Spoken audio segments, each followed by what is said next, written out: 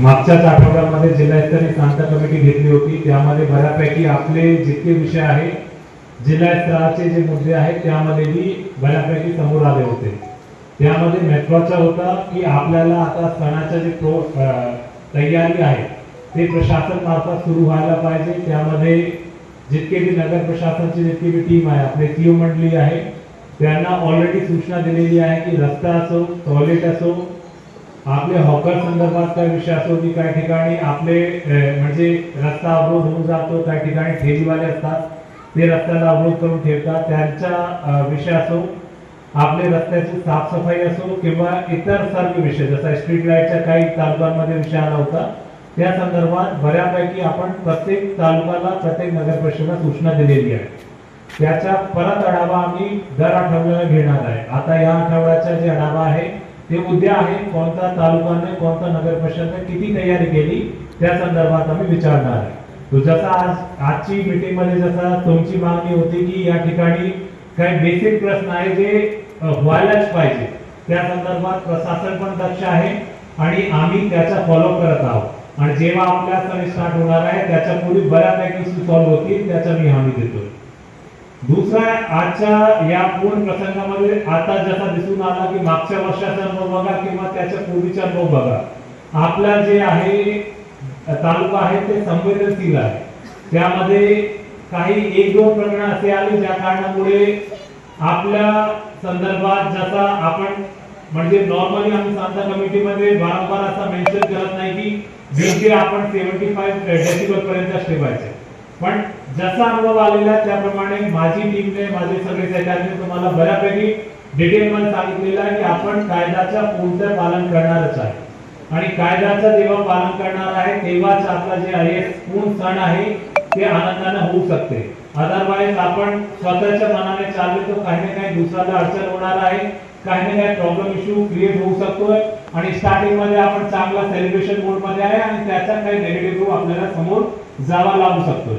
तो कायदा आपण सगळ्यांसाठी आहे, प्रत्येकासाठी आहे। असा कोणी म्हणत नाही की कायदा माझ्यासाठी लावलेला आहे यांच्यासाठी नाही। तुम्ही जितके लोक उपस्थित आहेत सगळे नागरिक आहेत त्यांच्यासाठी सारखाच कायदा आहे। तो त्याची पालना करणे, त्याची अंमलबजावणी करणं आणि त्याची अंमलबजावणीसाठी पोलीस यंत्रणा आणि जिल्हा प्रशासनाला सपोर्ट करण्याची आपण सगळ्यांचं कर्तव्य आहे। तुम्ही या ठिकाणी सगळ्यांना परत आवाहन करतो की डीजेचा विषय असो किंवा दारूचा विषय असो, यामध्ये तुम्हाला आपली पूर्ण टीम आहे त्याला सपोर्ट करायचे आणि त्यामध्ये तुम्ही जितका मदत करू शकता ते करावं। तुम्हाला ऑलरेडी एसडीएम साहेबांना डिटेलमध्ये सांगितलेलं आहे की ज्यावेळी सण नव्हता, कोणताही नव्हता, तरी आपण दारूबंदी संदर्भात 170 केसावर कारवाई केलेली, म्हणजे आपण किती दक्ष आहे, किती म्हणजे मायन्यूटली मॉनिटरिंग करत आहे ते नॉर्मल पिरियड मध्ये आपण बघितलेलं आहे। आता क्रिटिकल पिरियड आहे, संवेदनशील पिरियड आहे, यावेळी जर असा घडला तर आपण कितीवर कारवाई करू शकतो हे आपल्याला सगळ्यांना जाणीव असेल। तो ऑलरेडी टीम आमची त्यामध्ये काम करत आहे। माझा फक्त या ठिकाणी सगळे नागरिकांना अशी विनंती राहणार आहे की आपण पोलिसांसोबत राहून जितकं काम करणार आहे त्या मार्फत आपण हे पुढचे 1.5-2 वर्ष खूप चांगल्या रीतीने म्हणजे सेलिब्रेशन मोड मध्ये आपण करू शकत आहे। जर कोणतीही एक घटना घडली, कोणताही एकच मंडपचा काही इश्यू आला, कोणताही एक म्हणजे पुढे आपलं शहर आहे त्यामध्ये कोणताही एक कॉलनीचा विषय आला, त्या कारणामुळे आपल्या सगळ्यांचं जे आनंदाचा जे माहोल आहे ते कुठे कुठे बिघडू शकतो। तो आपण सगळ्यांची एक सामूहिक जबाबदारी आहे। या ठिकाणी तुम्ही जितके मी लोक शांतता समितीचे आहे त्यासोबत इतर नागरिक आहे, माझी सगळ्यांना परत आव्हान आहे की आपल्याला हे सण चांगला करायचे, सगळ्यांची सामुदायिक जबाबदारी म्हणून तुम्ही पुढे जा। जर हे सगळी कलेक्टिव्ह रेस्पॉन्सिबिलिटी आपण स्वतःकडे ठेवली तर याचा बेनिफिट आपल्या समाजाला, आपल्या शहराला होणार आहे। यामध्ये महत्त्वाचा विषय सोशल मीडिया एक आलेला आहे। त्यामध्ये बऱ्यापैकी मागे जळगावमध्ये एसपी साहेबांनी स्वतःचा अनुभव सांगितला, माझा पण सारखाच अनुभव आहे। मी संभाजीनगरला होतो तिकडे पण तेच आहे। एक रील व्हायरल झाली, एक पोस्ट व्हायरल झाला, कोणाने काय टाकलं आपण बघतच नाही आणि त्याच्यानंतर वेगळा रोष स्टार्ट होतो आणि त्याच्यानंतर आपली सगळी यंत्रणा ते डिफेन्स मोड मध्ये जातात। तो परत सगळ्यांना विनंती आहे, काय पोस्ट आहे त्याचं व्हेरिफिकेशन करा। जर कशाही अशी काही पोस्टवर आला तर पोलीस यंत्रणाला ते कम्युनिकेट करा।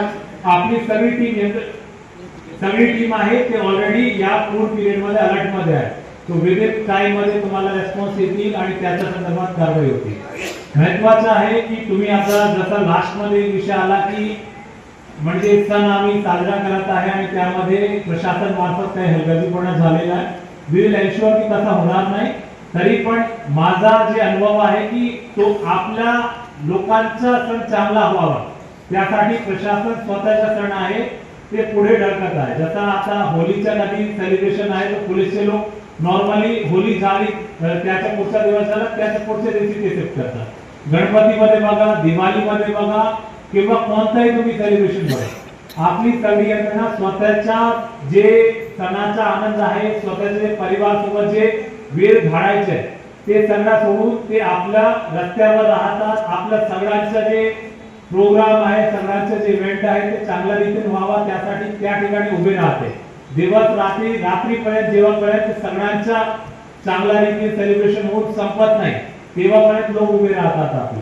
तो आपण इतका सॅक्रिफाईस करतो आपल्या सगळ्यांसाठी. तो आपली पण जबाबदारी आहे की कुठे कुठे आपण कमी जास्त होऊ शकतो. काही ठिकाणी पोलीस या फिर जिल्हा प्रशासन जसं आता नगर परिषदचा विषय आला, काही ठिकाणी छोटी मोठी कमी जास्त असू शकतोय. पण आपलं ओरिएंटेशन असंच आहे की आपण सगळ्यांच्या मदतीसाठी आहे.